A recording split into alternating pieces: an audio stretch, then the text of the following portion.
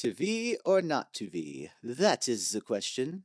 Whether 'tis nobler in the mind to win, while Vivi is exiled under a cauldron, or to take up arms against the sea of Izzet, and by teching end them. I quite enjoy the works of the brilliant William Shadowspeare myself, Max. Well quoted, well quoted.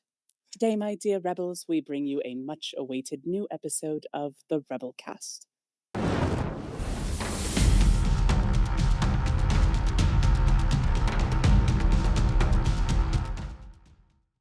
All right, let's get started. Today is a Vivi-tastic episode. Look, it's no secret at all that Vivi Cauldron has been causing trouble in Standard. So as a follow-up to this week's State of the Meta, where again there was some Cauldron dominance, we're going to go ahead and talk about how to beat Vivi.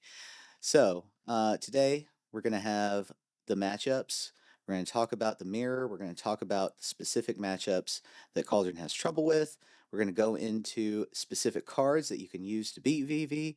And yeah, I mean, let's go ahead and take it away. Athena, the first thing on people's minds is what to do in the mirror matchup. You have some tips for us. So in terms of deck building, what do we look for? So, in terms of deck building specifically for a cauldron filled meta, which is going to be most of the metas you can assume, especially in the online spaces, the biggest thing I can recommend is to trim on your copies of VV in the main and move them to the sideboard.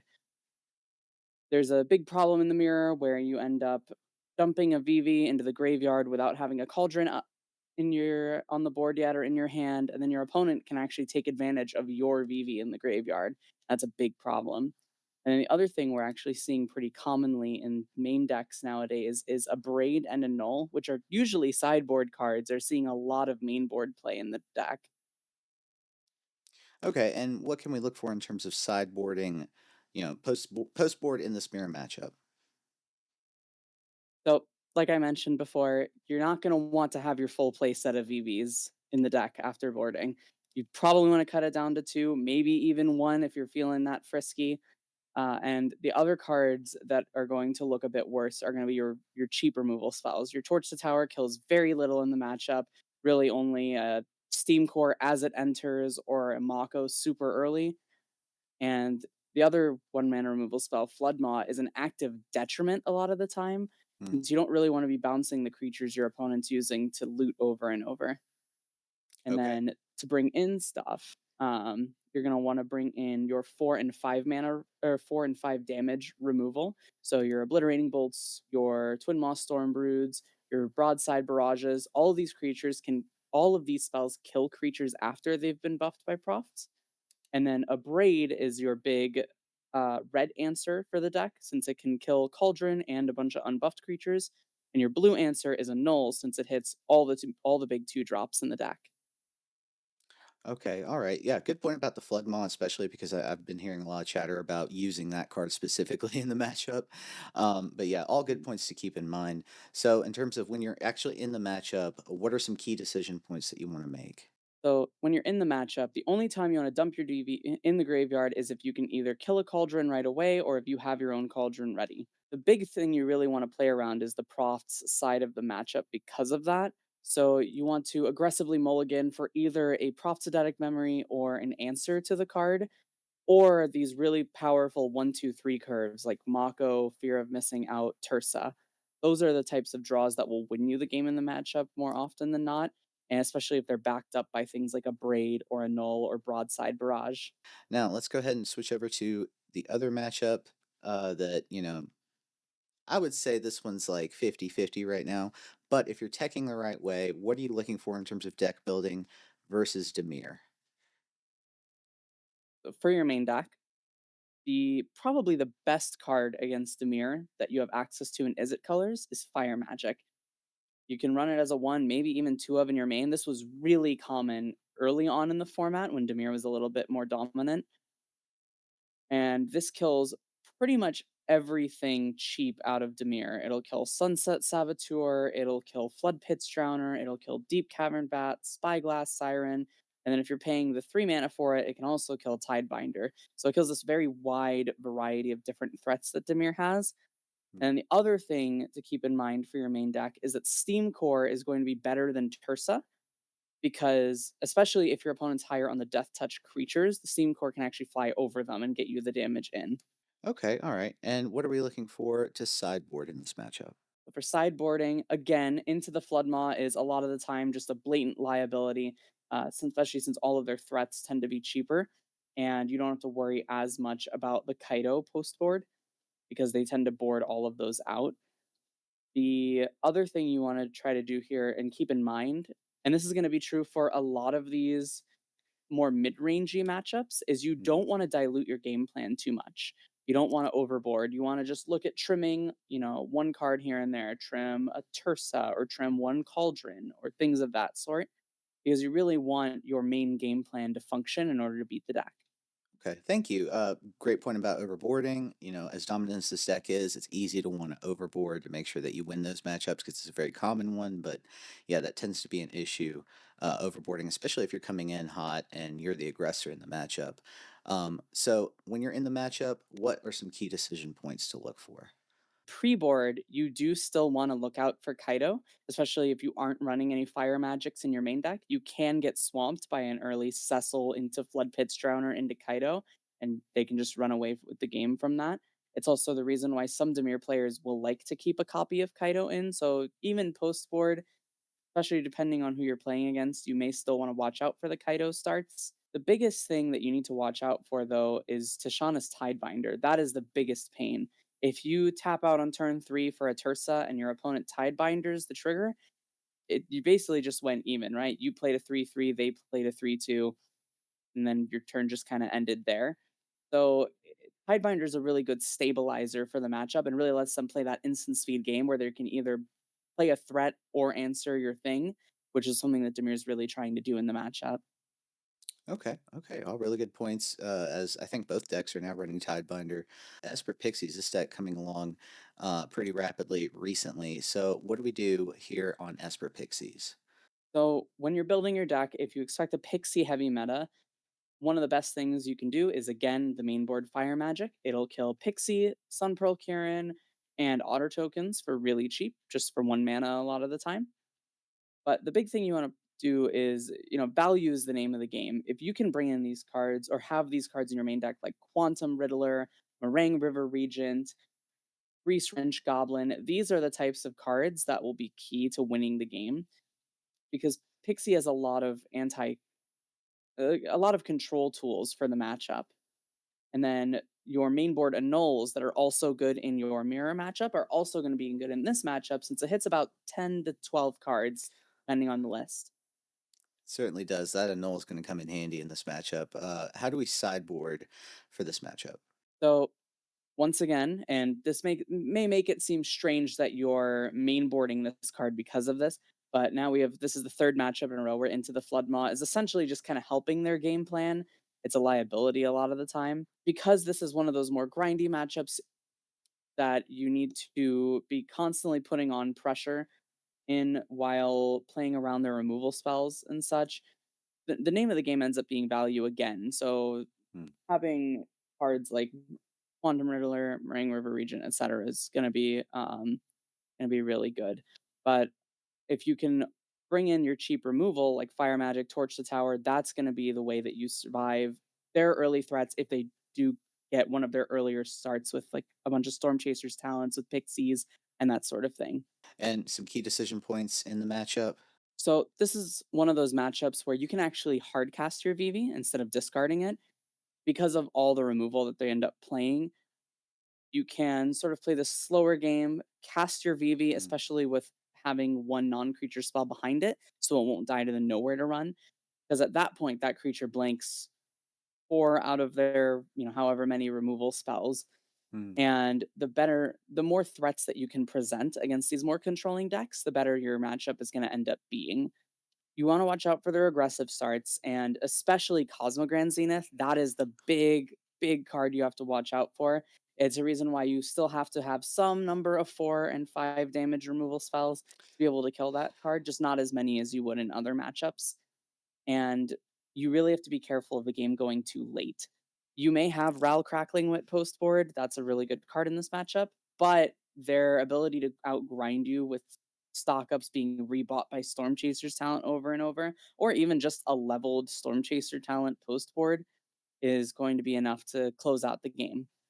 Okay, so yeah, that's an interesting point. Against Pixie, you are going to have to be the aggressor because, yeah, as you said, as the match goes on longer, the less it goes in your favor. Now, talk to us about the one key matchup players are asking about because this deck is a hard counter to Vivi. How do we deal with control?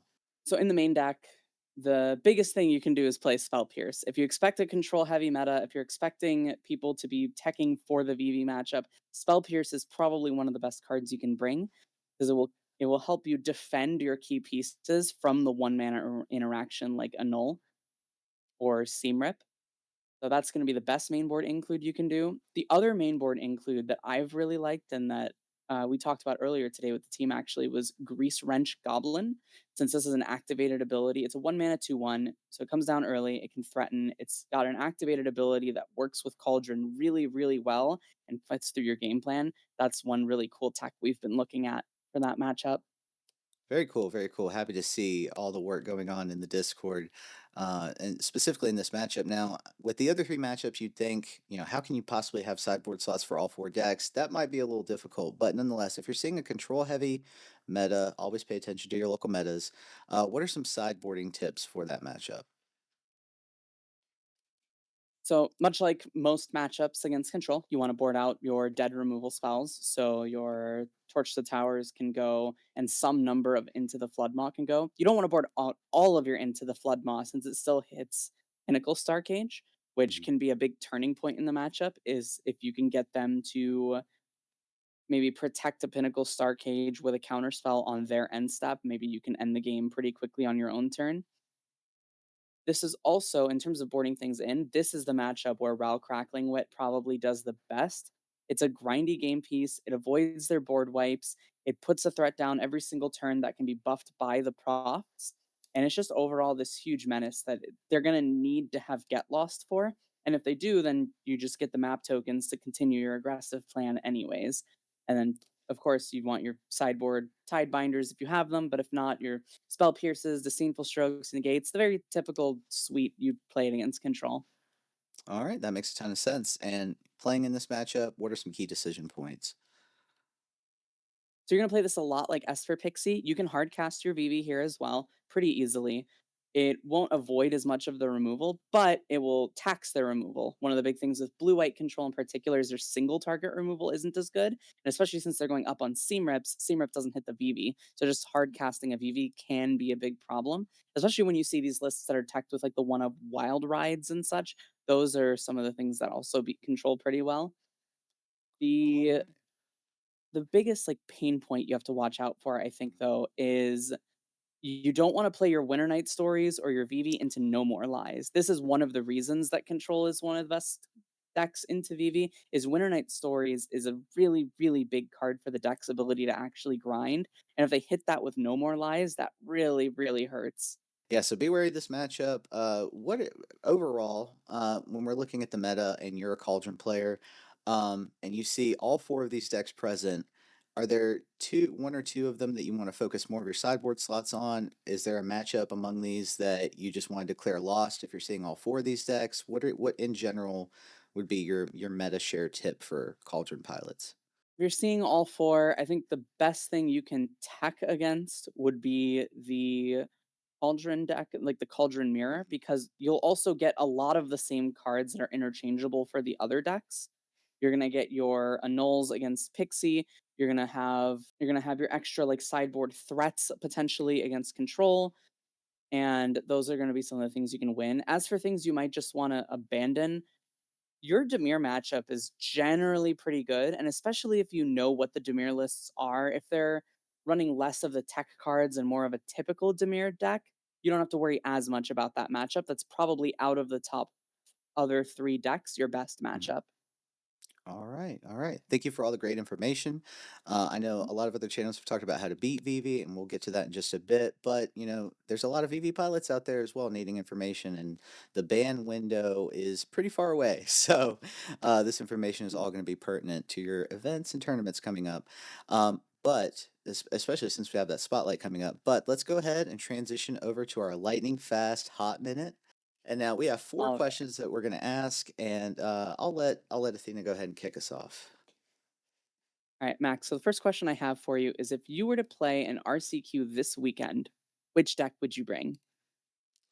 Okay, great question. A little bit of ahead of the curve action here. Look, I love go big decks. I would bring Abzan Yuna, uh, more akin to the Yuna surprise deck that we saw in the Brewers Corner this past week. Three colors, all with great responses to Vivi Cauldron, especially since we're expecting that in high numbers still. Black, green, and white, really good stuff. Access to Maelstrom Pulse, access to artifact killers. The graveyard-based game plan, which isn't being really sideboarded against as much, so, you can game one, kind of probably, sneak some wins in with Yuna, but you also have the ability to post board pivot into a strong mid range board state game plan with, planeswalkers like Vivian and Elspeth as well, in case the graveyard hate comes in high numbers. So I think this deck in particular has a really fun plan A, but also the fact that it even has a plan B is critical right now in a meta where, it's really been very rock, paper, scissors in terms of all the hate. There's some hate for graveyards, there's some hate for artifacts, hate for enchantments. So keeping that in mind, I think this is a good versatile deck. Yeah, I think that makes a lot of sense. I mean, we saw Yuna we saw Domain beat Jeskai Oculus a whole lot, and this is sort of a callback to that, like I talked about with Rictus and State of the Meta. Absolutely, it really is. And I was a domain pilot back then, so I recall how those matchups went. But my question for you, and we just kind of discussed this a little bit, but out of everything we've discussed, what is your favorite tech for the Cauldron Mirror? So my fun little secret tech for the Cauldron Mirror, it's not really secret. You can see it on a couple lists here and there. Is I've tried Monument to Endurance in the sideboard. Actually, a really big fan of this card. If you can't land your Profts or your Cauldron early because of their removal and their counter magic, you kind of just overwhelm their resources with Monument to Endurance. And it's a good 3 drop to bring in when you're boarding out your VVs for the matchup. I actually, because I have Monument to Endurance, I feel comfortable boarding out all of my VVs in the matchup Whoa. sometimes. Yeah. It's really cool because you start to play this alternate game plan. It's also something you can bring into control too and Pixie, which makes it a really versatile sideboard card, but it's just this really grindy piece. Holy moly, that's hot tech. Nobody expects that card coming. I personally use that card in some of my reanimators as kind of like a plan B, but that is, yeah, that's some hot tech. Wow. All right, Monument to Endurance, very cool. Yeah, I wish I could credit someone on MTGO for it. I've seen it in a couple lists here and there. It took second in one of the recent challenges. But Max, I'm going to go back to you with a question. We've seen two dominant Izzet decks in a row in Standard. We've seen Izzet Cutter and Izzet Cauldron. Which do you think is the stronger deck?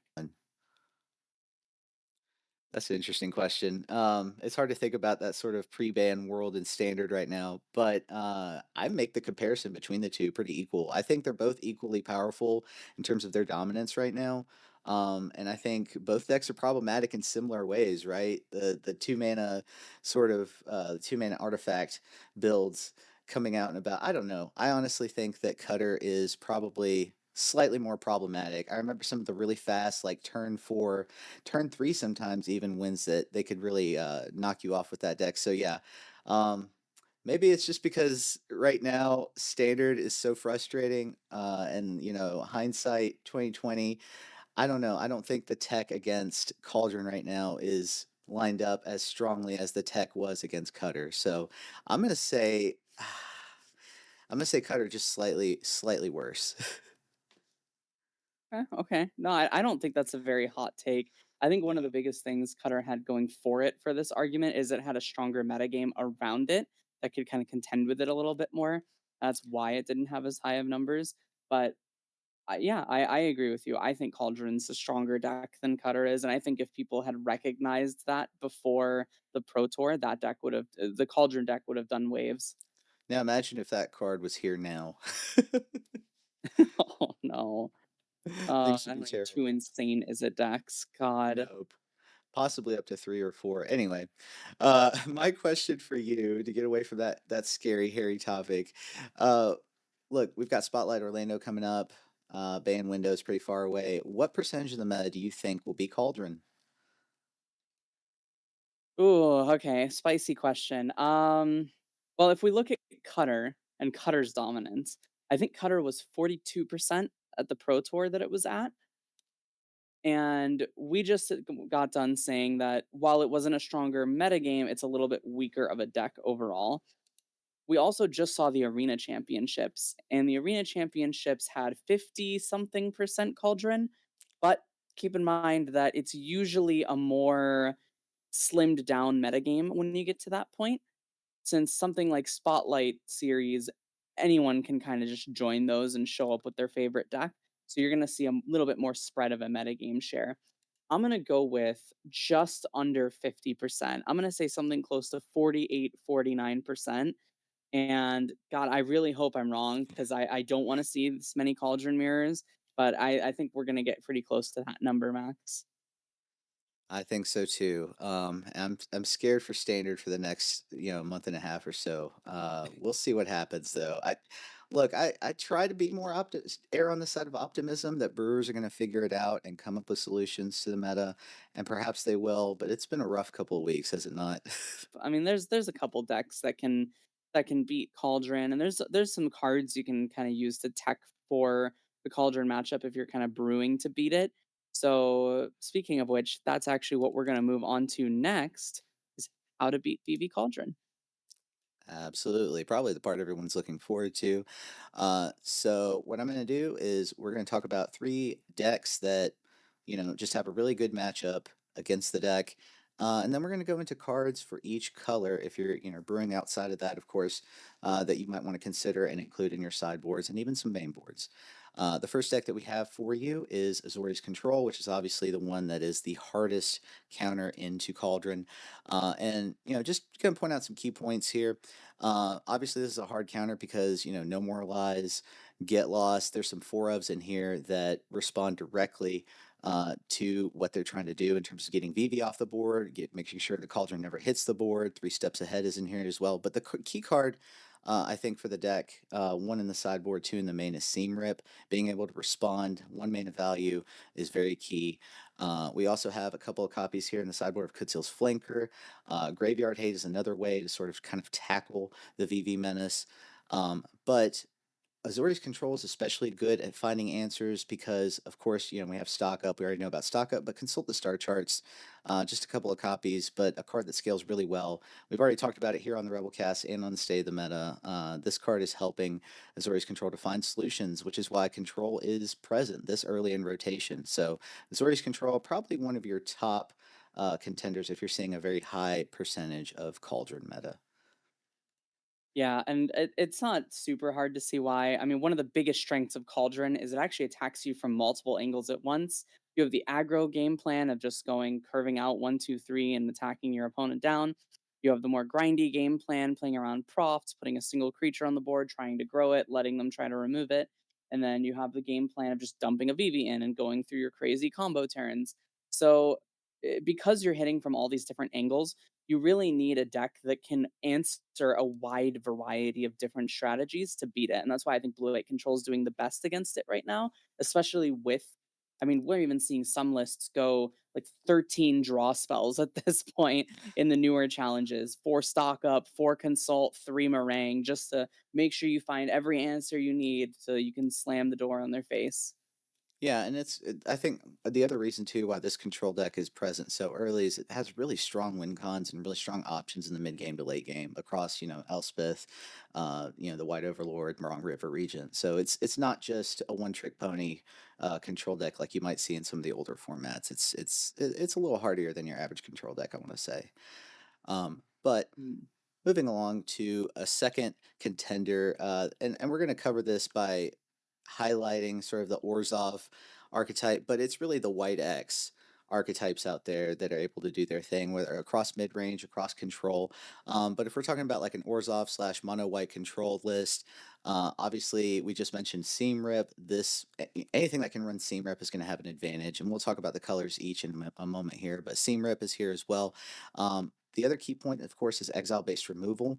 You know, Cauldron decks, you don't want the VV going into the graveyard for obvious reasons. So having, cards like Parting Gust, yeah, being able to actually exile the thing is very critical. And then, of course, sideboards having, Rest in Peace, white-based sideboards having Rest in Peace access to that card is important as well. And just like with Azor's Control, this deck also has some really strong access to Elspeth, access to White Overlord, strong mid-range options to go over the top after you take care of the board state. Yeah, you know me, I'm not the biggest fan of this deck usually, but the one thing this deck does do really well is beat tempo strategies, especially when you start running things like Voice of Victory in the main. It's hard to kind of play the more tempo-y disruption-based game plans that you would normally need against this a deck like this as a tempo deck. And another really big thing is any of these decks that can run Rest in Peace and then also just grind against you are going to be a problem just because that Rest in Peace is stopping your most aggressive combo game plan starts, whereas a black based mid range deck may need to stop what they're doing, stop their game plan to try to beat yours more readily and stop you from comboing off. We've also seen like the Orzhov Ketchermos deck pop up, which is kind of in a similar vein, right? You're on multiple seam rips, you have your exile based removal, you have your sideboard graveyard hate, even some mainboard graveyard hate. That one's a little bit more flimsy because of tragic trajectory in the format. Yeah. But yeah. Yeah, absolutely. If it wasn't for Tragic Trajectory, I think we would be endorsing that deck all the way. And especially leads into the exile-based removal, which you need right now. And then our third option that we're going to talk about, a teched out version of Demir Tempo can also do the trick. So obviously, first thing we're going to point to here, Cecil's the new darling. We've got 6 Death Touch creatures in the low curve mana that can come in and do their thing. Obviously, you don't want to attack into that, whether it's a Mako or a Vivi. And then of course we also have full. It's able to run a full set of Beast Spider, which is the shutdown card for Cauldron. And of course 2 copies. I'm glad to see 2 copies instead of just one, like in past iterations, but leaning a little bit into Lord Skitter. I know this is kind of a meme card, but Lord Skitter being able to do its thing, go wide, at the same time attack graveyards is also going to be key as well. Long Goodbye, just enough coverage to be able to get rid of EV, especially against counter spells, any kind of ward or hexproof that they might have. And then the sideboard is also going to be key in this matchup as well. A null. Don't forget that this is in the format. We just got that card, negates. But Tidebinders as well. Tidebinder is also, they may run Tidebinders also, but I think Tidebinders are also going to be key here in this matchup to being able to stop or at least tempo them so you can get your game plan with Kaido going. Yeah, so Demir Tempo has the access to cards. If it needs to lean into a heavy Cauldron meta, it can definitely do it as well. Yeah, I think it's interesting because Demir right now feels like a deck that's kind of stretched in a couple different directions. You can Mm. build a version like this, like Claudio did to win the challenge on the 15th. And this version's really good against the Cauldron decks, right? Your Tidebinders, your Beastbinders, your Preachers, your Cecils. These are the cards that win the matchup instead of things like Deep Cavern Bat and Sunset Saboteur, which are cards that are a little bit better for other matchups, right? So it's gonna be interesting seeing the mirror kind of figure out what it does week to week and to see if it can keep up with this evolving metagame around Cauldron. Yeah, I love the one of friend, the Relentless. Also, don't sleep on this card. That's a pretty good sideboard include. Pretty spicy. I like that one. Mm, oh, yeah. But let's go ahead and talk about, if you're not brewing just within these archetypes, what are some cards in each color that we can look at? Some of these are going to be a bit obvious, and we've already talked about if we're looking at white, look towards Seam Rip. That's a new card that's obviously doing work. Pinnacle Star Cage is key as well. Don't sleep on that just because it can't exactly get rid of Vivi. It can get rid of the Cauldron. It can answer some of their early game. And then also another card that I'm not seeing enough in sideboards is Clarion Conqueror being able to shut things down as well. The Clarion Conqueror creates an interesting dynamic with a lot of the white decks in the format because a lot of them, especially if they're grindier, want to run Elspeth. So you have to be comfortable boarding out your Elspeth in that matchup. Otherwise, you can end up with a really awkward non-bow situation. But I think it's worth it. I think Clarion Conqueror does great work at stopping Cauldron and stopping a couple of the other like random things people sort of bring in. That's a good note. Yeah, if you're using the Clarion Conqueror, be willing to pivot into some other strategy mid game once you respond to them. That's a very good point.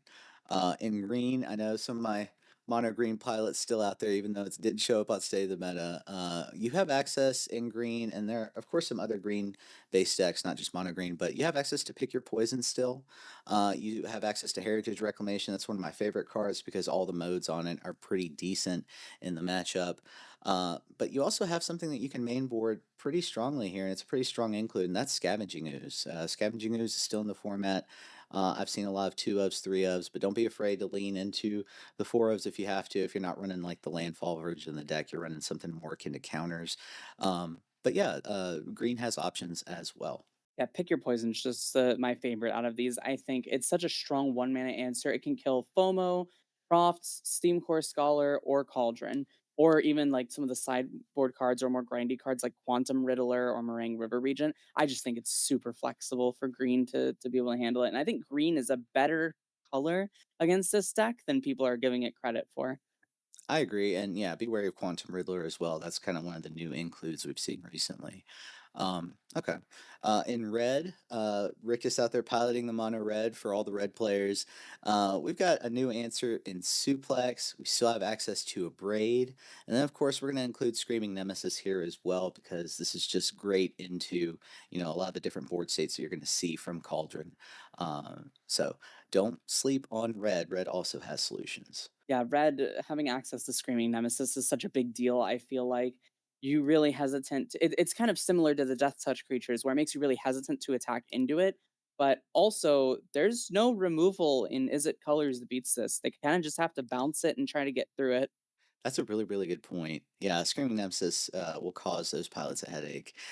Let's shift into blue. We've also talked about these already, but a null, of course, is going to be the 1 mana value general response that you're going to need in sideboards. We already mentioned Tidebinder and Beastbinder as possible shutdown cards as well. At the very least, presenting a way to sort of tempo the deck until you can get to your game plan. Yeah, Beastbinder is kind of this tech that Demir has taken over and over through the past however long it's been in standard at this point.